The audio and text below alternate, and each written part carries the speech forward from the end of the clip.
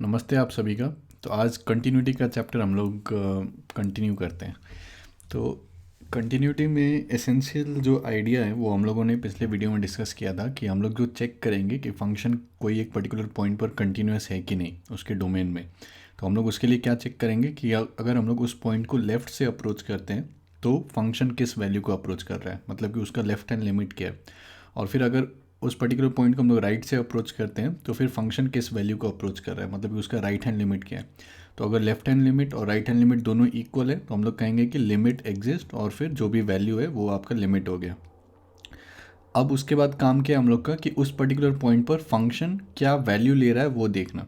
तो अगर ये जो लिमिट था वो इक्वल हो गया फंक्शन जो वैल्यू ले रहा है उस पर्टिकुलर पॉइंट पर, तो हम लोग बोलेंगे कि फंक्शन कंटिन्यूस है। और अगर इक्वल नहीं है तब फिर हम लोग बोलेंगे फंक्शन कंटिन्यूस नहीं है। तो इसी का अलग अलग एग्जाम्पल देखते हैं। तो सिंपल सिंपल एग्जाम्पल ये तो समझ में आ जाना चाहिए। तो मान लो मेरे पास एक फंक्शन है, वो इस तरीके से डिफाइंड है कि अगर मेरा x जो है, मतलब इसके डोमेन में जो भी ये x है, तो x अगर less than equal to zero है तब फंक्शन वन है। तो इसको अगर मैं प्लॉट करूँगा तो क्या होगा कि x अगर less than equal to zero है, मतलब कि ये नेगेटिव है या फिर ज़ीरो है, तब फिर फंक्शन जो है वो वन है। मतलब ये सारा वन है, वन है, वन है, वन है। और फिर इस पर्टिकुलर पॉइंट पर, मतलब कि जहाँ पर x ज़ीरो है वहाँ पर वन है, मतलब ये पॉइंट इंक्लूडेड है, इसलिए मैंने इसको फिल्ड सर्कल में बनाया। अब इसके बाद क्या कह रहा है कि अगर x ज़ीरो से बड़ा है, x ग्रेटर देन ज़ीरो, तब फिर फंक्शन जो है वो टू हो जाएगा। ठीक है। तो x अगर 0.1 है मान लो, तो फंक्शन जो है वो टू हो जाएगा। ठीक है, इसलिए यहाँ पर जो है ओपन सर्कल बना है, मतलब कि ये पॉइंट जो है इंक्लूडेड नहीं है। लेकिन इसके बाद जो है जितने भी पॉइंट्स हैं वो सारे यहाँ पर इंक्लूडेड है। तो ये फंक्शन कंटिन्यूस है कि नहीं, ज़ीरो पर ये फंक्शन कंटिन्यूस है कि नहीं। तो सबसे पहले हम लोग क्या करेंगे कि लेफ़्ट हैंड लिमिट इसका देखते हैं ज़ीरो पर। मतलब कि ज़ीरो से थोड़ा सा भी अगर हम लोग लेफ़्ट में हैं तब फिर ये क्या है, वन को अप्रोच कर रहा है ना, वन ही है। तो limit of f x as x tends to zero minus is equal to one. ठीक है। तो ये लेफ़्ट हैंड लिमिट जो है ये हमारा वन हो गया। ठीक है। अब हमारा राइट हैंड लिमिट क्या है कि अगर हम लोग ज़ीरो को राइट से अप्रोच करें, ज़ीरो प्लस, तो ज़ीरो से थोड़ा सा भी अगर बड़ा होगा तो फंक्शन जो है वो टू है, तब फिर इसका राइट हैंड लिमिट जो है वो टू हो गया। तो यहीं पर हम लोग को आ गया कि लिमिट जो है वो एग्जिस्ट नहीं करता है। तो लेफ्ट हैंड लिमिट अलग हो गया, राइट हैंड लिमिट अलग हो गया, मतलब कि फंक्शन डिसकंटिन्यूस है। तो इसमें फंक्शन एग्जैक्टली उस पॉइंट पर क्या वैल्यू ले रहा है उससे कोई मतलब नहीं है। ठीक है। लेकिन यहाँ पर हम लोग देख सकते हैं कि फंक्शन एग्जैक्टली क्या ले रहा है, एफ ऑफ ज़ीरो वो वन है, मतलब कि वो लेफ्ट हैंड लिमिट के इक्वल है ना। तो यहाँ पर ये वाला केस था कि लेफ्ट हैंड लिमिट जो था वो फंक्शन के वैल्यू के इक्वल था, लेकिन राइट हैंड लिमिट जो था वो इक्वल नहीं था। तो फिर हम लोग कहेंगे कि फंक्शन डिसकंटिन्यूस है at x is equal to zero. ठीक है। The left hand limit is not equal to right hand limit, hence the limit at x is equal to zero does not exist. और फिर function जो है वो हमारा discontinuous है। तो काफ़ी सिंपल और स्ट्रेट फॉरवर्ड एग्जाम्पल है। अब दूसरा केस देखते हैं हम लोग। तो ये सारे एग्जांपल्स में थोड़ा थोड़ा वेरिएशन देखते रहना कि किस कारणवश जो है कंटिन्यूस नहीं है। तो ये दूसरा एग्जांपल है। तो इसमें क्या कह रहा है कि फंक्शन जो है वो वन है अगर x इक्वल टू ज़ीरो नहीं है। तो इसको अगर मैं प्लॉट करूँगा तो क्या होगा कि, और x इक्वल टू अगर ज़ीरो है तब फिर फंक्शन जो है वो टू है। तो क्या होगा कि exactly x equal to zero पर फंक्शन जो है वो ये होगा, ज़ीरो कॉमा टू है ना। तो यहाँ पर फील्ड सर्कल रहेगा।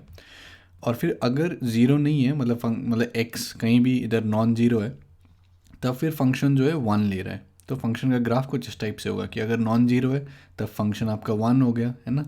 तो इधर भी और इधर भी फंक्शन वन है, और एग्जैक्टली ज़ीरो पर जो है फंक्शन वो टू ले रहा है वैल्यू।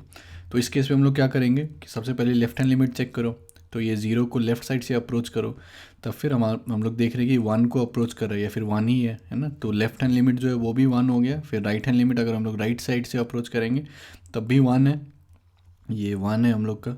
तो left hand limit right hand limit equal to one. तो यहाँ पर हम लोग क्या कहेंगे कि लिमिट एग्जिस्ट करता है और फिर लिमिट जो है वो वन है। ठीक है। अब नेक्स्ट हम लोग क्या करेंगे कि एग्जैक्टली उस पॉइंट पर फंक्शन क्या वैल्यू ले रहा है। तो फंक्शन ज़ीरो पर क्या हो रहा है, टू। तो एफ ऑफ ज़ीरो हम लोग का क्या हो गया, टू। तो ये जो लिमिट है वो एग्जिस्ट तो कर रहा है, मतलब left hand limit right hand limit equal है, लेकिन एग्जैक्टली उस पॉइंट पर फंक्शन जो वैल्यू ले रहा है उसके इक्वल नहीं है। ठीक है। तो हम लोग बोलेंगे कि फंक्शन डिसकंटिन्यूस है। ठीक है। तो पिछला एग्जाम्पल में क्या था कि लेफ्ट हैंड लिमिट और राइट हैंड लिमिट ही इक्वल नहीं थे, तो लिमिट एग्जिस्ट नहीं कर रहा था। लेकिन यहाँ पर लिमिट एग्जिस्ट कर रहा है, लेकिन उस पर्टिकुलर पॉइंट पर फंक्शन क्या वैल्यू ले रहा है वो अलग है लिमिट से, तो हम लोग बोलेंगे कि फंक्शन जो है वो डिसकंटिन्यूस है। ठीक है, left hand limit is equal to right hand limit, hence the limit जो है वो इक्वल टू 1 है। लेकिन अगर आप कंटिन्यूटी के बारे में बोलना है तब फिर हम लोग f0 का भी वैल्यू चेक करेंगे कि फंक्शन एग्जैक्टली क्या वैल्यू ले रहा है, और हम लोग देख रहे हैं कि फंक्शन जो है लिमिट से डिफरेंट वैल्यू ले रहा है, तो हम लोग कहेंगे कि ये जो है डिसकंटिन्यूस है at x is equal to 0। ठीक है, तो इसी चीज़ को अगर फॉर्मली हम लोग कहना चाहें डेफिनेशन के रूप में, तो हम लोग क्या कह सकते हैं कि मान लो हमारा फंक्शन जो है वो एक रियल फंक्शन है on a subset of the real numbers. तो इसका मतलब क्या है कि फंक्शन का जो डोमेन है वो भी या तो पूरा सेट ऑफ रियल नंबर से या तो सबसेट ऑफ रियल नंबर से, और जो रेंज है वो भी या तो पूरा सेट ऑफ रियल नंबर से या फिर सबसेट ऑफ रियल नंबर से। ठीक है, तो इस टाइप से हमारा एक फंक्शन f है, और जो f का डोमेन है उसमें कोई भी एक पॉइंट है c। ठीक है, let c be a point in the domain of f, then f is continuous at c if f c पर कंटिन्यूस है, अगर वहाँ पर अगर हम लोग लिमिट कैलकुलेट करें at x tending to c। ठीक है, तब फिर हम लोग जो है अगर वो फंक्शन के वैल्यू के इक्वल हो गया, मतलब कि ये हमारा फंक्शन है, ठीक है, और कोई भी x is equal to c है, तो यहाँ पर हम लोग लिमिट कैलकुलेट करेंगे, limit of f x extending to c, और फिर एग्जैक्टली जो फंक्शन वहाँ पर वैल्यू ले रहा है एफ ऑफ सी, अगर ये इक्वल हो गया तब फिर हम लोग इसको कंटिन्यूस कहेंगे। तो इसका मतलब क्या होगा कि लेफ्ट हैंड लिमिट जो है राइट हैंड लिमिट के इक्वल होना चाहिए, और फिर वो इक्वल होना चाहिए फंक्शन के वैल्यू को। ठीक है, तो उसको जो है हम लोग बोलेंगे फंक्शन कंटिन्यूस है। ठीक है, f is set to be continuous at x is equal to c. तो इसी को वर्ड्स में कहना है कि if left hand limit and right hand limit and value of function at x is equal to c exist and equal to each other. ठीक है, तो जो चीज़ हम लोगों ने यहाँ पर कहा है समझा है उसी को फॉर्मली यहाँ पर लिखा गया है कि if the function is defined at x is equal to c and if the value of the function at x is equal to c equals the limit of the function. तो बस बात समझने का यही है कि फंक्शन जो भी वैल्यू ले रहा है वो लिमिट के इक्वल होना चाहिए, और फिर अगर ये चीज़ नहीं होता है, मतलब कि लिमिट जो है लिमिट के इक्वल नहीं है जो फंक्शन हमारा वैल्यू ले रहा है, तब फिर हम लोग कहेंगे कि फंक्शन डिसकंटिन्यूस है at x is equal to c. ठीक है, so if f is not continuous at x is equal to c we say f is discontinuous at x is equal to c, और ये जो सी है उसको हम लोग पॉइंट ऑफ डिसकंटिन्यूटी कहते हैं ऑफ एफ। ठीक है, तो काफ़ी स्ट्रेट फॉरवर्ड है कि लिमिट कैलकुलेट करो, मतलब लेफ्ट हैंड लिमिट कैलकुलेट करो, राइट हैंड लिमिट कैलकुलेट करो, दोनों इक्वल है तब हम लोग बोलेंगे कि लिमिट वो हो गया, और फिर फंक्शन का वैल्यू कैलकुलेट कर लो, अगर इक्वल हो गया तब फिर हम लोग कहेंगे फंक्शन कंटिन्यूस है सी पर, और अगर इक्वल नहीं है तब फिर हम लोग बोलेंगे फंक्शन जो है वो डिसकंटिन्यूस है at x is equal to c. ठीक है, तो और एक एग्जांपल देखते हैं। तो इसमें मान लो क्या कह रहा है कि check the continuity of the function f x is equal to 2x + 3 at x is equal to 1। तो जब भी पॉसिबल हो फंक्शन को ड्रॉ कर लो, ठीक है, ग्राफ बना लो इसका, अगर दिख जाता है यहाँ पर फंक्शन तो देख के ही बोल सकते हैं कंटिन्यूस है कि नहीं। तो कभी भी अगर फंक्शन ड्रॉ कर रहे हो और आपको ये पेन उठाना ना पड़े, ठीक है, तो डिसकंटिन्यूस में क्या होता है कि जैसे यहाँ पर है और कहीं पर जो है आपको इस टाइप से पेन उठाना पड़ सकता है। ठीक है, तो हम लोग बोलेंगे कि डिसकंटिन्यूस है, लेकिन मतलब दिख जाता है ग्राफ से ही, मतलब कंटिन्यूस है तो कंटिन्यूस है और डिसकंटिन्यूस है तो डिसकंटिन्यूस है। तो इसका अगर हम लोग ड्रॉ करेंगे तो ये क्या है, स्ट्रेट लाइन है, y is equal to m x plus c, जिसमें 2 जो है वो स्लोप हो गया और 3 जो है आपका y इंटरसेप्ट हो गया। ठीक है, तो इसको अगर ड्रॉ करना है तब फिर अगर x 0 होगा तो ये यहाँ से 3 से पास करेगा और फिर इसका पॉजिटिव स्लोप होगा, मतलब 2 स्लोप है, तो स्ट्रेट लाइन जो है वो कुछ इस टाइप का होगा। ठीक है, और यहाँ पर क्या बोल रहा है कि x इज इक्वल टू 1 पर चेक करो कि कंटिन्यूस है कि नहीं, तो यहाँ पर हम लोग को चेक करना है। तो यहाँ से तो दिख रहा है कि कंटिन्यूस है, लेकिन अगर लिमिट्स के टर्म से बोलना होगा तो हम लोग क्या करेंगे कि सबसे पहले लिमिट चेक करेंगे यहाँ पर। तो limit of f x extending to 1, तो limit of 2x + 3 extending to 1, तो इसमें सीधा 1 डाल सकते हैं हम लोग, तो 2 + 3 इज इक्वल टू 5। तो लिमिट जो है वो हमारा 5 है यहाँ पर, और फिर फंक्शन जो वैल्यू है f ऑफ 1 वो भी 5 है। तो लिमिट और फंक्शन जो वैल्यू ले रहा है वो इक्वल हो गया, तो हम लोग बोलेंगे फंक्शन जो है वो कंटिन्यूस है। ठीक है, तो काफ़ी आसान है, और एसेंशियल आइडिया वही है कि लिमिट वहाँ पर निकालो और फंक्शन का वैल्यू निकालो, अगर दोनों इक्वल हैं तब फिर हम लोग बोलेंगे कंटिन्यूस है, अगर इक्वल नहीं है तो हम लोग बोलेंगे फंक्शन कंटिन्यूस नहीं है। तो मान लो check the continuity of f x is equal to x square at x is equal to 0। तो एक्स स्क्वायर का ग्राफ कुछ इस टाइप का होगा। तो यहाँ पर चेक करना है तो दिख रहा है कि फंक्शन कंटिन्यूस है, लेकिन अगर इसको फॉर्मली बोलना है तो एफ ऑफ ज़ीरो जो होगा वो क्या होगा, ज़ीरो स्क्वायर। तो एफ ऑफ ज़ीरो ज़ीरो हो गया। फिर इसका लिमिट निकालना है तो limit of f x extending to zero, तो सीधा हम लोग ज़ीरो डाल सकते हैं यहाँ पर, क्योंकि पॉलिनॉमियल है तो फिर तो यहाँ पर ज़ीरो डाल देंगे तो ये ज़ीरो आ गया। तो लिमिट जो है यहाँ पर ज़ीरो आ गया और फंक्शन का वैल्यू भी ज़ीरो है, तो हम लोग बोलेंगे फंक्शन जो है वो कंटिन्यूस है at x is equal to zero. ठीक है, अब नेक्स्ट हम लोग मॉड्यूलस फंक्शन का चेक करते हैं। तो मॉड्यूलस फंक्शन का काम क्या होता है कि वो आपको मैग्नीट्यूड दे, है ना, मतलब कि साइन हटा के दे। तो अगर x मान लो कि 2 है तो फिर वो आपको आउटपुट में 2 देगा। अगर x -2 है तब फिर वो आपको माइनस ऑफ -2 मतलब 2 देगा फिर से। ठीक है, तो x अगर ग्रेटर देन 0 है तब फिर वो x ही रहेगा, है ना, और x अगर लेस देन 0 है तब फिर ये उसका माइनस करके देगा। समझ में आ रही है बात? तो अगर x -2 है तब फिर माइनस ऑफ -2 आना चाहिए आउटपुट में। तो x अगर लेस देन 0 है तब फिर फंक्शन जो है -x डिफाइंड है, और x अगर ग्रेटर देन 0 है तब फिर फंक्शन जो है वो सिंपली x रिटर्न करेगा। ठीक है, और इक्वल टू 0 पे आप इक्वल टू यहाँ पर भी लगा सकते हो, यहाँ पर भी लगा सकते हो कि 0 या -0 0 ही रहेगा, तो कहीं पर एक जगह पर हम लोग इक्वल लगा देते हैं। ठीक है, तो ये कंटिन्यूस है कि नहीं x इक्वल टू 0 पर। तो इसका जो ग्राफ ड्रॉ करोगे तो y इक्वल टू एक्स का ग्राफ ये रहेगा, है ना। तो ये क्या है, ये x का ग्राफ है, और फिर ये जो ये -x का ग्राफ है ना, -x का ग्राफ है। तो अगर -1 है तो -1 +1, -3 है तो -3 +3 एंड सो ऑन। तो ये हमारा मॉड x का ग्राफ हो गया। तो यहाँ पर हम लोग को देखना है कि कंटिन्यूस है कि नहीं। तो कंटिन्यूस तो है, मतलब लेफ्ट हैंड लिमिट भी 0 है, राइट हैंड लिमिट भी 0 है, और फंक्शन जो है वो भी 0 है। तो limit of f x extend to 0 minus, ठीक है, तो limit of x tend to 0 minus, तो ये x क्या है, लेस देन 0 है ना, 0 माइनस हम लोग ले रहे हैं, तो 0 से छोटा। तो फिर यहाँ पर एफ ऑफ एक्स क्या निकलेगा बाहर, -x। तो ये 0 है तो फिर माइनस ऑफ 0 तो 0, तो लेफ्ट हैंड लिमिट भी 0 आ गया। फिर राइट हैंड लिमिट, तो limit of f x extend to 0 plus, तो यहाँ पर x क्या है, 0 से थोड़ा सा बड़ा है, तब फिर ये वाला डेफिनेशन लेगा, तो यहाँ पर x आएगा बाहर और फिर से ये 0 हो जाएगा। तो लिमिट जो है वो भी 0 हो गया और फंक्शन जो है वो भी 0 हो गया। तो फंक्शन जो है वो कंटिन्यूस है। ठीक है, नेक्स्ट हम लोग देखते हैं, check the continuity of the function f x at x is equal to 0। और फंक्शन कुछ इस टाइप से डिफाइंड है कि एफ एक्स जो है x³ + 3 है अगर x 0 के इक्वल नहीं है, और x इक्वल टू 0 है, सॉरी x इक्वल टू 0 पर जो है फंक्शन 1 है। तो ये फंक्शन कंटिन्यूस है कि नहीं।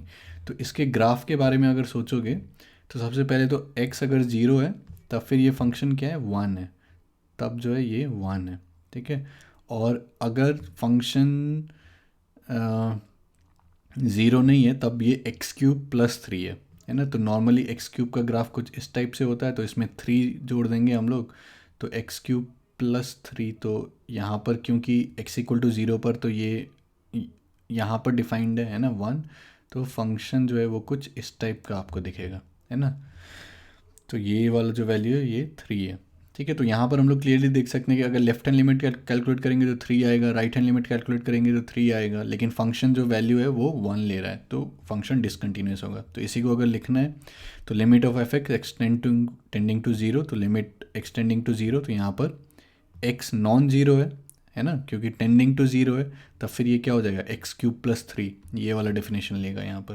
तो x³ + 3, तो यहाँ पर 0 डाल देंगे, तो 0 + 3 3, तो लिमिट जो है वो 3 आ गया, लेकिन फंक्शन जो है f(0) वो क्या है, 1 है। ठीक है, तो फंक्शन जो है वो हमारा डिसकंटिन्यूस हो गया, क्योंकि लिमिट जो है वो फंक्शन के वैल्यू के इक्वल नहीं है। ठीक है, तो फंक्शन हम लोग अलग अलग तरीके से डिफाइन कर सकते हैं। ठीक है, कि अलग अलग रीजन में फंक्शन कैसे डिफाइंड है। अब आई होप आप लोग को समझ में आ रहा होगा, काफ़ी आसान कॉन्सेप्ट है। तो अब नेक्स्ट देखते हैं कि इसमें बोल रहा है कि check the points where the constant function f x is equal to k is continuous. तो इसमें क्या कह रहा है कि हमारे पास एक कांस्टेंट फंक्शन है, तो मान लो ये ग्राफ है, तो कांस्टेंट फंक्शन है मतलब एक्स का कुछ भी वैल्यू ले लो तो फंक्शन जो है वो इक्वल टू के ही होगा, है ना। तो इस टाइप से जो है ग्राफ हम लोग को मिल जाएगा। तो हम लोग को चेक करना है कि कहाँ पर कंटिन्यूस है। तो कंटिन्यूस तो हम लोग चलो मतलब कोई भी एक जनरल पॉइंट ले लो, है ना।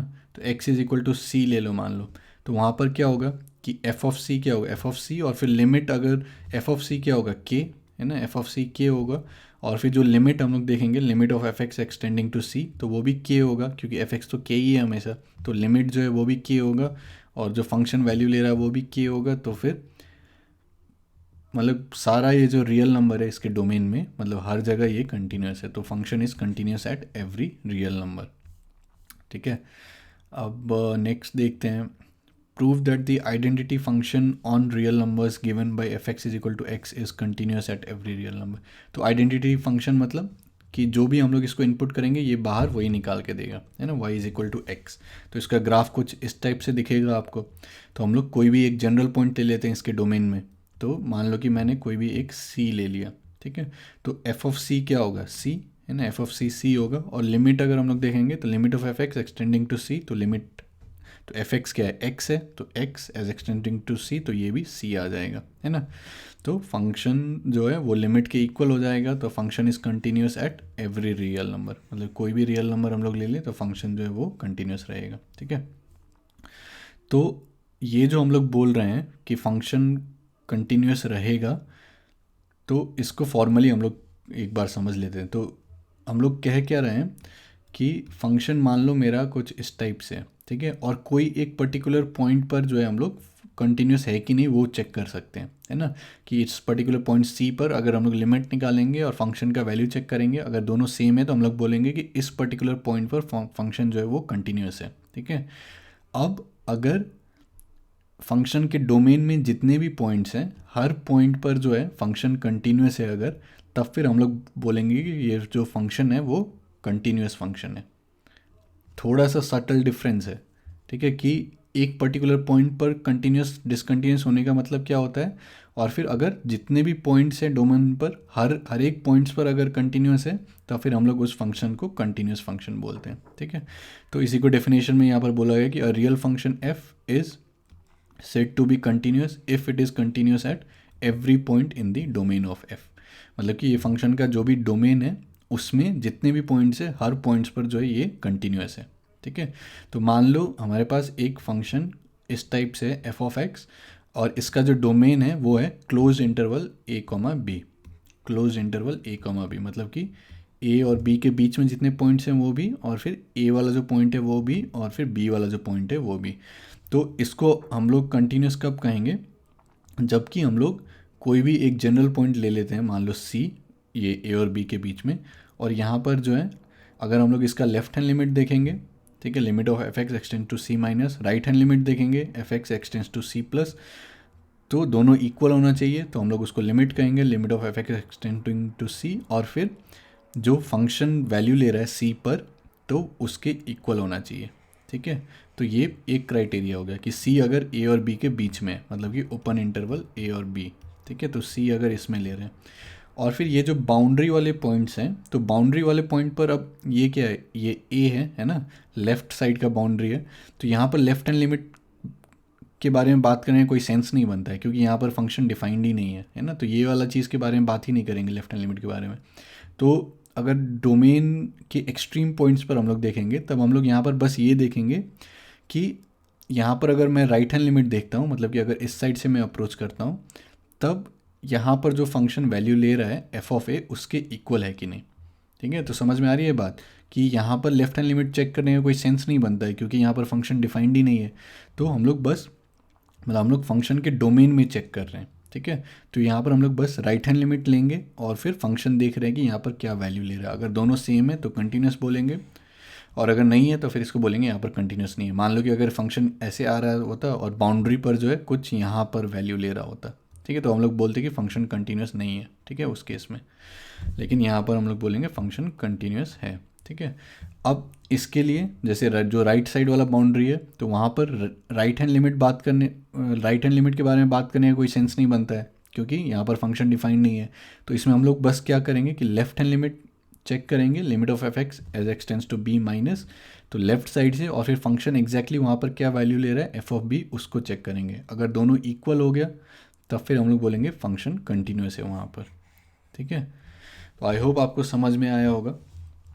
थोड़ा सा सटल डिफरेंस है कि हम लोग कोई एक पर्टिकुलर पॉइंट पर फंक्शन को चेक कर रहे थे कंटिन्यूस है कि नहीं, और फिर अगर फंक्शन को पूरा कंटिन्यूस बोलना है तो फिर हम लोग डोमेन में जितने पॉइंट्स है सब पर चेक करेंगे। अगर हर एक पॉइंट पर कंटिन्यूस आ गया तो फिर हम लोग उसको कंटिन्यूस फंक्शन बोलेंगे।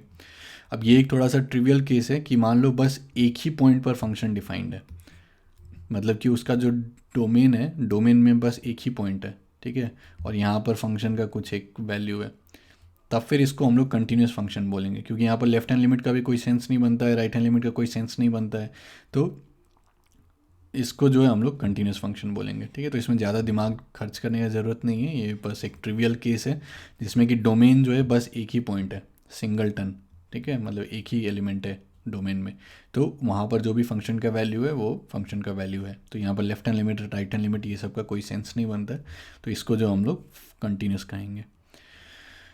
अब चेक करते हैं, जैसे हम लोगों ने मॉड एक्स का फंक्शन देखा था, है ना, मॉड एक्स देखा था, तो हम लोगों ने x इक्वल टू 0 पर जो है इसको चेक किया था कंटिन्यूस है कि नहीं, तो वहाँ पर कंटिन्यूस आया था। लेकिन अब अगर ये बोला गया है कि फंक्शन चेक करो कंटिन्यूस है कि नहीं, तो इसका मतलब क्या चेक करने बोल रहा है कि डोमेन में जितने भी पॉइंट्स हैं वो सारे पॉइंट्स पर देखो कि फंक्शन कंटिन्यूस है कि नहीं, ठीक है। तो उसके लिए हम लोग क्या करेंगे कि जैसे मॉड एक्स का हम लोग देख सकते हैं कि x लेस देन 0 के लिए एक तरीके से डिफाइंड है, ये है ना -x, और x ग्रेटर देन 0 के लिए एक तरीके से डिफाइंड है x, और फिर x इक्वल टू 0 पर जो ये ट्रांजिशन हो रहा है, तो हम लोग इसको तीन सेट में, इसको तीन सबसेट में जो है इसको डिवाइड कर देंगे डोमेन को, ठीक है। एक जो है आपका लेस देन 0 वाला हो गया, एक ग्रेटर देन 0 वाला हो गया, और फिर एक इक्वल टू 0 वाला हो गया, और फिर ये तीनों में जो है हम लोग कोई भी एक जनरल पॉइंट लेंगे और फिर हम लोग चेक करेंगे फंक्शन कंटिन्यूस है कि नहीं, ठीक है। तो मान लो कि हम ये वाला इंटरवल लेते हैं कि c इज़ लेस देन 0, ठीक है। तो यहाँ पर हम लोग देख रहे हैं फंक्शन कंटिन्यूस है कि नहीं, तो यहाँ पर एफ ऑफ सी क्या होगा, -c, है ना, क्योंकि c लेस देन 0 है, तो एफ ऑफ सी -c हो जाएगा। अब अगर मैं लिमिट देखता हूँ, limit of f x extending to c, तो x c को अप्रोच कर रहा है, तो चाहे इधर से अप्रोच करे चाहे इधर से अप्रोच करे, तो फिर ये क्या है, लेस देन 0 है ना c, तो फिर एफ ऑफ एक्स क्या होगा, -x, तो -x और फिर ये -c हो जाएगा। तो यहाँ पर क्या हो गया कि लिमिट जो है वो इक्वल हो गया एफ ऑफ सी के, तो c अगर लेस देन 0 है तब फिर फंक्शन जो है वो हमारा कंटिन्यूस हो गया, तो फंक्शन को हम लोग बोलेंगे continuous at all negative real numbers. अब सेम चीज़ हम लोग सारे पॉजिटिव रियल नंबर्स के लिए करते हैं, तो यहाँ पर हम लोग कोई भी एक c ले लेंगे, ठीक है। तो c ग्रेटर देन 0 है, तो एफ ऑफ सी क्या है, c है, ठीक है। और फिर लिमिट अगर देखेंगे, limit of f x extending to c, तो c यहाँ पर क्या है, ग्रेटर देन 0 है, तो x होगा, तो फिर ये फिर से c आ जाएगा, तो यहाँ पर भी जो है फंक्शन कंटिन्यूस आ गया। तो फंक्शन लेस देन 0 के लिए भी कंटिन्यूस है, ग्रेटर देन 0 के लिए भी कंटिन्यूस है, फिर हम लोगों ने 0 के लिए हम लोगों ने देखा था, ठीक है, कुछ देर पहले ही, तो 0 के लिए भी फंक्शन जो है वो कंटिन्यूस ही रहेगा। तो लेस देन 0 के लिए भी कंटिन्यूस, राइट, ग्रेटर देन 0 के लिए भी कंटिन्यूस, 0 के लिए भी कंटिन्यूस, तो फंक्शन मतलब डोमेन में जितने भी पॉइंट्स हैं सब के लिए कंटिन्यूस हो गया, तो इसको जो है हम लोग कंटिन्यूस फंक्शन कहेंगे, ठीक है। इसको थोड़ा सा और देखना है, तो c इक्वल टू 0 पर अगर हम लोग को देखना है, ठीक है, तो हम लोग कैसे कर सकते हैं कि limit of f x extend to 0 minus, ठीक है। तो जब भी आप लोग को लेफ्ट हैंड लिमिट निकालना है, तो मान लो कि limit f of x x tends to a minus है, ठीक है। तो इसको कैसे कर सकते हो कि x को a माइनस एच से सब्सिट्यूट कर दो, ठीक है। तो ये क्या हो जाएगा, limit of F of a minus H, है ना, और फिर x अगर a माइनस को अप्रोच करे तो h जो है 0 को अप्रोच करेगा, है ना, 0 को अप्रोच करेगा, और h जो है हम लोग यहाँ पर पॉजिटिव ले रहे हैं, ठीक है, तो छोटा सा पॉजिटिव नंबर, तो h जो होगा वो क्या होगा, a माइनस एक्स है ना, तो x अगर a को अप्रोच कर रहा है लेकिन a माइनस को अप्रोच कर रहा है, मतलब लेफ्ट साइड से अप्रोच कर रहा है ना, तो x जो है a से छोटा रहेगा, तो h जो है वो ग्रेटर देन 0 रहेगा, है ना। तो उस टाइप से जो है यहाँ पर सोच सकते हो, ठीक है। तो यहाँ पर मैंने specifically h tending to 0 plus नहीं लिखा है, लेकिन दिमाग में हमेशा ये रख सकते हो कि h जो है वो एक छोटा सा पॉजिटिव नंबर है, ठीक है, तो कन्फ्यूज़न नहीं होगा। तो यहाँ पर जैसे हम लोग को निकालना है कि limit of f x extending to 0 minus, ठीक है, तो हम लोग क्या करेंगे कि x को 0 माइनस एच रख देंगे, है ना, x को 0 माइनस एच रख देंगे, तो x अगर 0 को अप्रोच कर रहा है लेकिन लेस देन 0 है, तो फिर h हमारा जो है वो एक पॉजिटिव नंबर हम लोग ले रहे हैं, ठीक है। तो limit f of zero minus h, h tends to zero, और फिर या फिर यहाँ पर ज़ीरो प्लस भी लिख सकते हो, लेकिन जनरली लिखते नहीं है। तो limit h tending to zero plus, और फिर यहाँ पर क्या आ गया, एफ ऑफ माइनस एच, है ना। तो एफ ऑफ माइनस एच है यहाँ पर। तो एच क्या है, पॉजिटिव क्वांटिटी है, ठीक है। तो एफ ऑफ माइनस एच मतलब यहाँ पर जो है हमारा एक क्वांटिटी छोटा है, मतलब लेस देन ज़ीरो है। तब फिर ये अगर बाहर निकलेगा तब हम लोग ये वाला डेफिनेशन करेंगे, है ना, कि माइनस ऑफ दिस, तो माइनस ऑफ माइनस एच, तब यहाँ पर एच आएगा और फिर एच टेंडिंग टू ज़ीरो है, तब फिर ये जो है ज़ीरो हो जाएगा, ठीक है।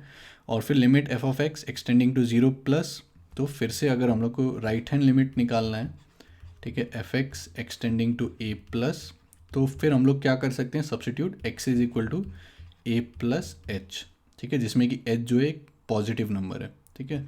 तो यहाँ पर हम लोग limit f of A plus H कर सकते हैं, और फिर एच जो है वो ज़ीरो कर सकते हैं, ठीक है। ज़ीरो प्लस भी लिख सकते हो, लेकिन मतलब या फिर बस ज़ीरो लिख के और एज अ छोटा सा पॉजिटिव नंबर उसको ट्रीट कर सकते हैं।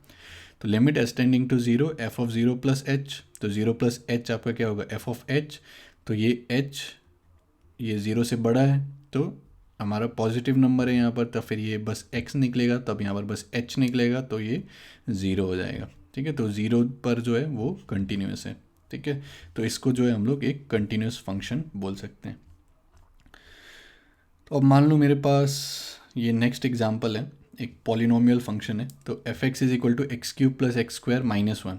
तो ये कंटिन्यूस है कि नहीं, तो इसमें तो कुछ वैसा डिवीज़न नहीं आ रहा डोमेन में कि लेस देन जीरो पर चेक करना है, ग्रेटर देन जीरो पर चेक करना है। तो इसमें हम लोग कोई भी एक जनरल पॉइंट ले लेते हैं डोमेन पर सी, ठीक है। तो सी जो है एफ ऑफ सी क्या होगा, c cube plus c square minus one, और फिर अगर लिमिट देखेंगे तो limit of f x extending to c, तो limit of x cube plus x square minus one extends to c, तो लिमिट भी यही होगा, c cube plus c square minus one. तो लिमिट और फंक्शन जो है वो इक्वल हो गया, तो फिर एक जनरल पॉइंट के लिए इक्वल हो गया, मतलब कि डोमेन में जितने भी सारे पॉइंट्स हैं सबके लिए जो है फंक्शन कंटिन्यूस है, तो फिर हम लोग फंक्शन को कंटिन्यूस कहेंगे, ठीक है। अब मान लो कि मैं इसको लेता हूँ f x is equal to one by x, या फिर चलो इसको एज एन एक्सरसाइज में आपको छोड़ देता हूँ कि इसके बारे में सोचो आप लोग, ठीक है। F x is equal to one by x जो है वो कंटिन्यूस है कि नहीं, तो इसको एज एन एक्सरसाइज लो, और फिर हम लोग अगले वीडियो में जो है इसको डिस्कस करेंगे।